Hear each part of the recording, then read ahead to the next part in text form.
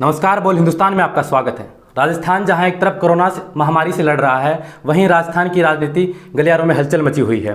हलचल क्यों मची हुई है? नागौर के पलाड़ा ग्राम पंचायत के सरपंच के निलंबन को लेकर। आज इसी निलंबन के प्रकरण को लेकर हमारे साथ बातचीत करने के लिए मौजूद हैं वहाँ के जनप्रतिनिधि एडवोकेट विनीता राठौड़ जी। स्वागत है विनीता जी आपका बोल हिंदुस्तान में। विनीता जी, सबसे पहले आप हमें ये बताएं कि ये पूरा प्रकरण जिस पे इतना बवाल मचा हुआ है, ये प्रकरण क्या था? पूरा बेसिक प्रकरण क्या था वो बताइए आप। ये हमारे गांव पलाड़ा में सरपंच के चुनाव हुए थे जी। और काफ़ी अच्छी बहुमत से सरपंच लीना कंवर जी विजय हुई थी। लेकिन उसके कुछ ही दिनों बाद जब ये कोरोना के लिए जब सारे सरकारी कर्मचारी संघर्षरत थे और अपने अपने एरिया में डटे हुए थे, जिसमें हमारे सरकारी शिक्षक भी थे, वो जब हमारे पंचायत में गए वहाँ पे, तो उस सरपंच की सीट पे एक सरपंच पति के ओहदे से बैठे विजय सिंह जी ने जो शिक्षक थे, सरकारी शिक्षक थे, उनको काफ़ी अभद्र तरीके से उनसे बात करी जी। और उनको मेरा कार्यालय है ये कहकर अपने कार्यालय से बाहर निकाला जी। और भी काफ़ी और भी हॉट टॉक्स उनके बीच में आपस में हुई जी। उसके बाद उन्होंने एफआईआर भी कराई जो शिक्षक थे जी। क्योंकि वो एक पर्टिकुलर समुदाय से थे, SC/ST कम्युनिटी से थे, तो उसके अंतर्गत और सरकारी कार्यकाल में कामकाज में बाध्य उत्पन्न करने के लिए कई सेक्शन के तहत उन पे एफआईआर भी हुई।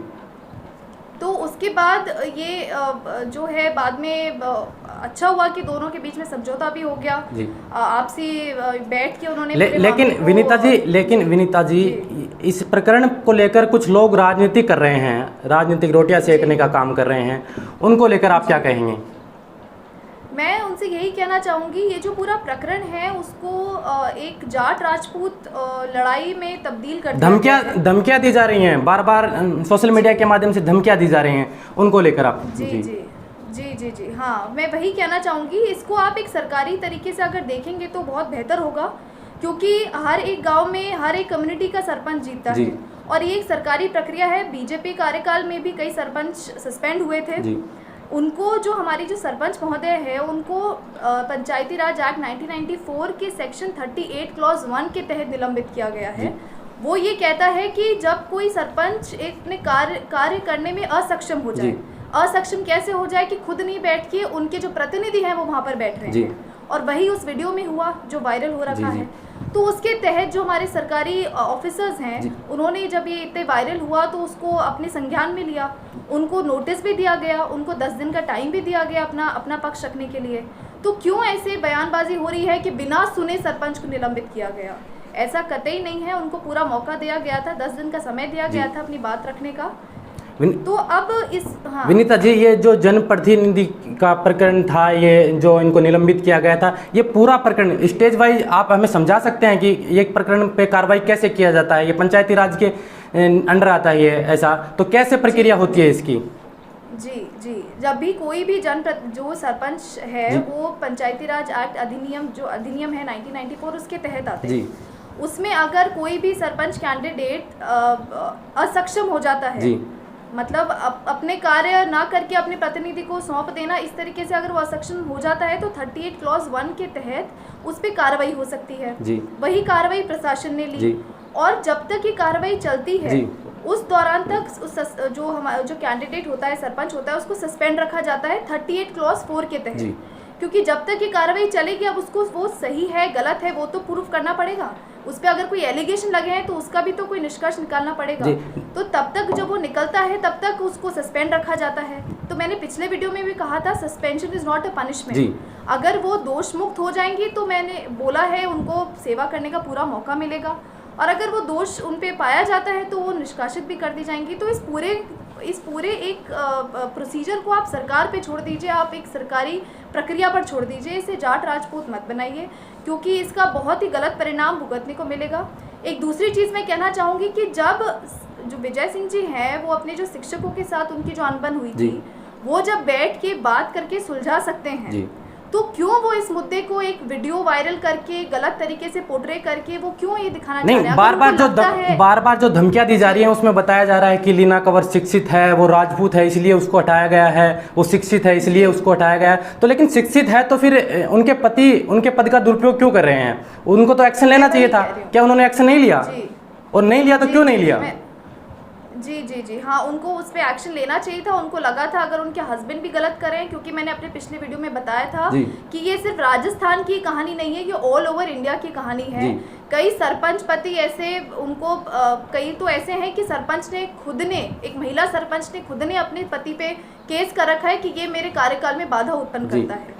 तो जब ऐसे ऐसे लैंडमार्क केसेस हमारे देश में हैं, क्या इन केसों, आप एडवोकेट हैं तो क्या आप इसको, ऐसे जो प्रकरण होते हैं इनमें कोई कानूनी कार्रवाई का प्रावधान है कि जो कानूनी कार्रवाई अभी जो सरकारी है, डिपार्टमेंटल कार्रवाई होगी, इस पे डिपार्टमेंटल इंक्वायरी होगी। उसके बाद हाई कोर्ट में भी जाते हैं ऐसे केसेस, सुप्रीम कोर्ट में भी जाते हैं ऐसे केसेस, उस पे डिसीजंस भी आते हैं। आप पढ़ेंगे अगर नेट पे। मैं सभी युवकों से कहना चाहूंगी जो अभी अंट अपनी बातें रख रहे हैं, बिना पूरा पढ़े इस मुद्दे पर अपनी बातें रख रहे हैं, मैं उनको कहना चाहूंगी एक बार डाल के देखिए सरपंच सस्पेंशन, गूगल पे डाल के देखिए, आपको इतने अच्छे अच्छे केसेस मिलेंगे, तब आपको इसकी गहराई के बारे में पता लगेगा।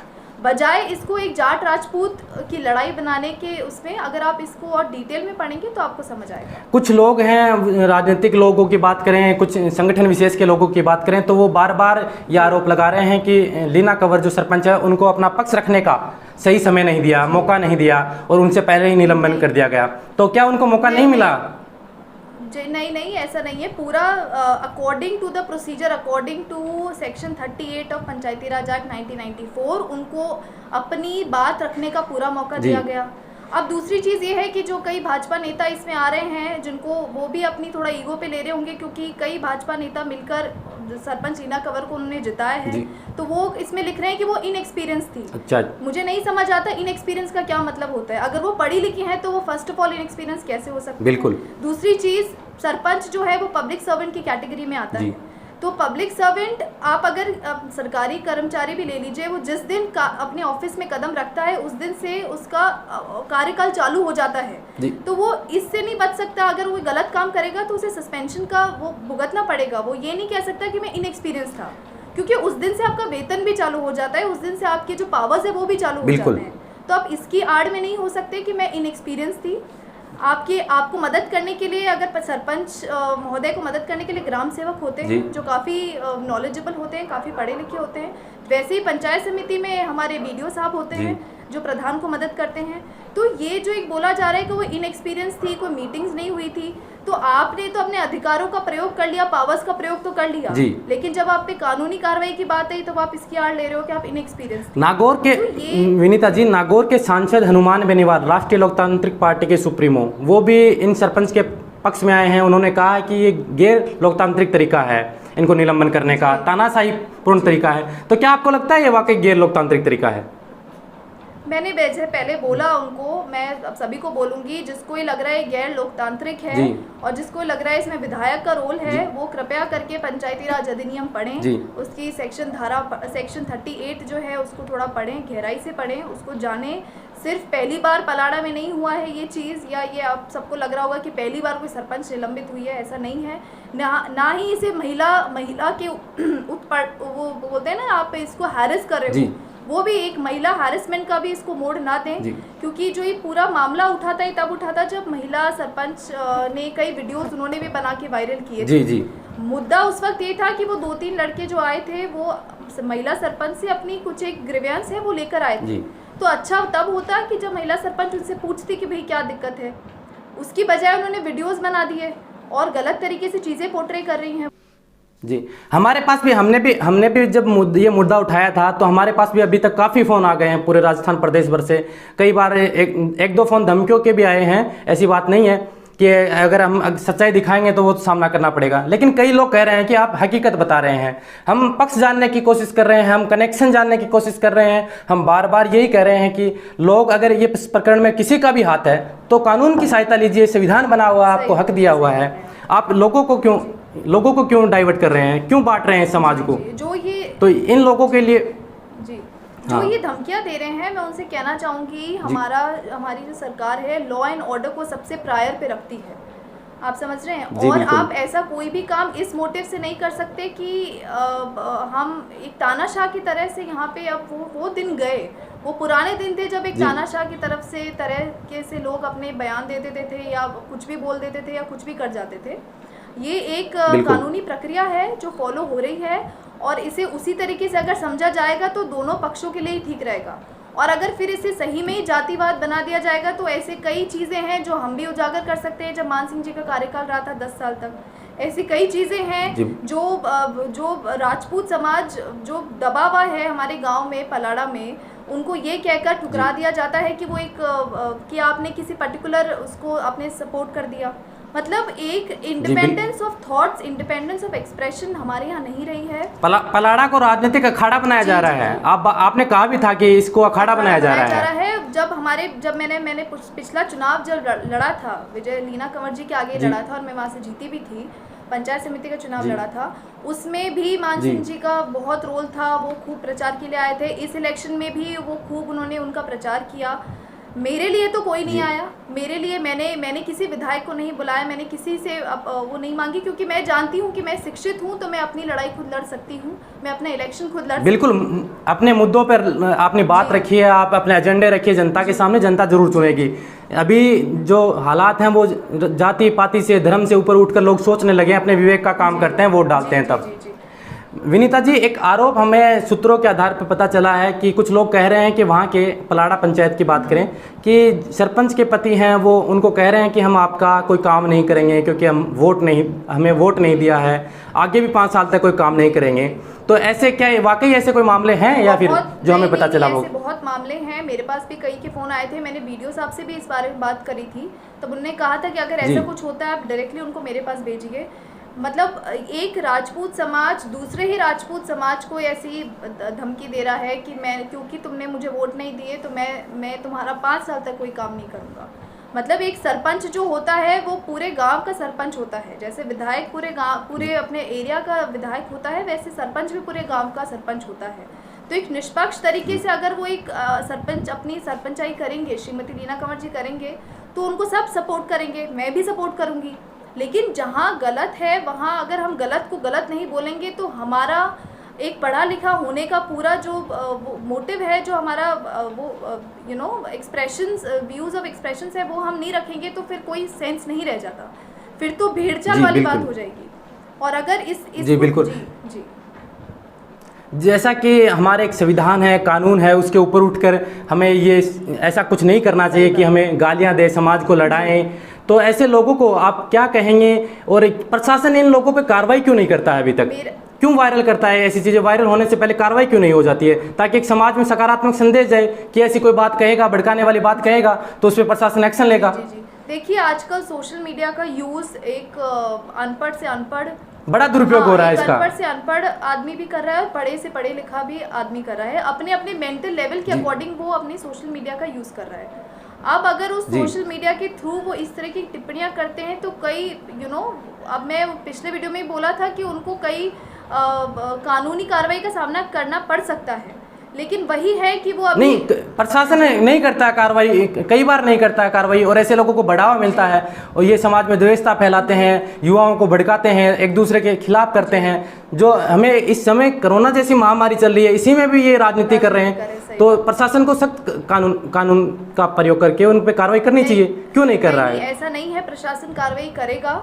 अगर उनको लगता है कि एक सर्टेन लिमिट से क्रॉस हो रही है चीज़ें तो डेफिनेटली करेगा। लेकिन मुझे पूरी उम्मीद है कि जिस तरीके का मैं मैसेज देना चाह रही हूँ, एक संदेश देना चाह रही हूँ कि इसको आप कृपया करके एक जाति का मुद्दा मत बनाइए। ये एक सिंपल प्रोसीजर है, सिंपल प्रक्रिया है जो फॉलो होगी, और आप अगर इसे निष्पक्ष तरीके से इस पूरे मामले को देखेंगे तो मुझे नहीं लगता इसमें कोई भी पॉलिटिकल इन्वॉल्वमेंट है। एक सिंपल आप, क्योंकि जो संज्ञान में अधिकारियों के आया उन्होंने उस पर जो संज्ञान लिया और उस पर कार्रवाई करी। अब आप क्यों ये समझ रहे हैं कि उनको बिल्कुल ही मौका ही नहीं मिलेगा? अभी तो उन पे कार्रवाई होगी और अगर वो दोष मुक्त भी होती हैं तो उनको पूरा मौका मिलेगा। तो इस तरह की थोड़ा संयम रखने की जरूरत है इसमें।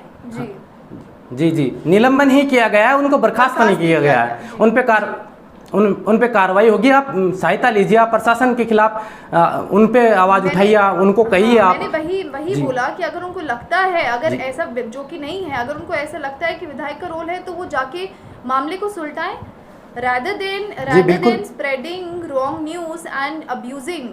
आप क्लियर कट आप गालियां दे रहे हैं। आप देखिए, आप अपने समाज को कितना नीचा दिखा रहे हैं किसी को गालियां देने में। आप क्लियर कट गालियां दे रहे हैं, उससे पहले आप क्यों नहीं वहाँ पे जाके पूरा मामले को, अगर उनको लगता है ऐसा कुछ है तो विधायक जो है, विधायक पूरे क्षेत्र का होता है, सभी जातियों का होता है। मुझे लगता है कांग्रेस सरकार हमेशा इस विचारधारा की रही है कि हम जो है वो कोई जात पात में बिलीव नहीं रखते हैं। तो अगर ऐसा है तो वो जाके अपना क्लियर कर सकते हैं। जिस तरीके से उन्होंने अपना शिक्षकों वाला मुद्दा क्लियर किया, वो ये मुद्दा भी क्लियर कर सकते हैं। तो इसमें बिल्कुल, इसमें दो धड़ों को ऐसे लड़ाने की जरूरत नहीं है, क्योंकि ऑलरेडी हम एक कोरोना जैसी बीमारी से लड़ रहे हैं, फिर ऊपर से ये लड़ाई, और आप देखिए कितना ज़्यादा इसमें क्लैशेस होने की संभावनाएं हैं। सोशल मीडिया पे भी इतने नेगेटिव व्यूज़ आना, इतने अभद्र तरीके से बातें बोलना। आपको अगर अपने व्यूज़ रखने हैं तो आप तरीके से भी अपने व्यूज़ रख सकते हैं। आप अपने हाँ, आप पॉजिटिव तरीके से रखें, लोगों को प्रोत्साहन करें, ऐसी जो महामारी है इसमें मदद करें लोगों की, तो वो अच्छा होता, वो सराहनीय काम होता। अभी आपने कोरोना की बात की, तो नागौर में अभी फिलहाल कोरोना के केस काफ़ी बढ़े हैं, तो प्रशासन की क्या तैयारियां हैं वहाँ? प्रशासन ने अब बिल्कुल ही, अब देखिए ये अब ऐसी एक बीमारी है जिसका वो फैलती जा रही है, जो कि बहुत ही थोड़ी डेंजरस भी चीज़ है ये। लेकिन अब बहुत ही कर्फ्यू वहाँ पे लगा दिया है अच्छे तरीके से, और काफ़ी अच्छे तरीके से प्रशासन पूरे मामले को हैंडल कर रहा है। और इससे वैसे कोई डरने की ज़रूरत नहीं है, क्योंकि अगर आपकी इम्यूनिटी यहाँ पे स्ट्रांग होती है तो कई ठीक होके भी आ रहे हैं। कई जो कोरोना से जो ग्रस्त पेशेंट्स थे वो काफ़ी ठीक भी हो रहे हैं। तो मेरी तो बस यही विनती है कि आप इस पूरे मामले को थोड़ा इसको दबा दें, थोड़ा इसे ख़त्म करें, क्योंकि काफ़ी अननेसेसरी का केओस क्रिएट हो गया है। और दूसरी चीज़ मैं ये भी कहना चाहूँगी कि आप किसी भी तरीके से कोई भी गलत काम एक उसकी आड़ में नहीं कर सकते कि हमें पता नहीं था। जैसे कि एक फ्रेज़ भी है कि ignorance of law is not an excuse. तो आप किसी भी तरीके से उस आड़ में नहीं कह सकते हमें नहीं पता था, या हम इनएक्सपीरियंस थे, या हमें इसकी कार्रवाई के बारे में नहीं पता था। क्योंकि जब कानून का डंडा पड़ता है तो सब पे ही पड़ता है, और हर एक कोई भी कम्युनिटी, वो कम्युनिटी नहीं देखता कि कौन सी कम्युनिटी है। तो कानून का जो डंडा है वो अपने तरीके से ही कानूनी तरीके से काम करता है। तो मेरी बस यही निवेदन है कि आप थोड़ा इस मामले को सही तरीके से, शिक्षित तरीके से देखें। बहुत शुक्रिया विनीता जी, आपने बोल हिंदुस्तान के लिए समय निकालकर कुछ बेसिक चीज़ें बताई जो दोनों समाज के युवाओं को, इनफैक्ट सारी पूरे प्रदेश के लोगों को सोचना चाहिए। इस प्रकरण के ऊपर कुछ भी अपनी राय रखने से पहले वो इसको समझे, इसकी कार्रवाई को समझे, पूरे प्रकरण को समझे, इस पर राय रखी। आपने बोल हिंदुस्तान के लिए समय निकाला, आपका बहुत शुक्रिया, धन्यवाद thank you so much. Ji.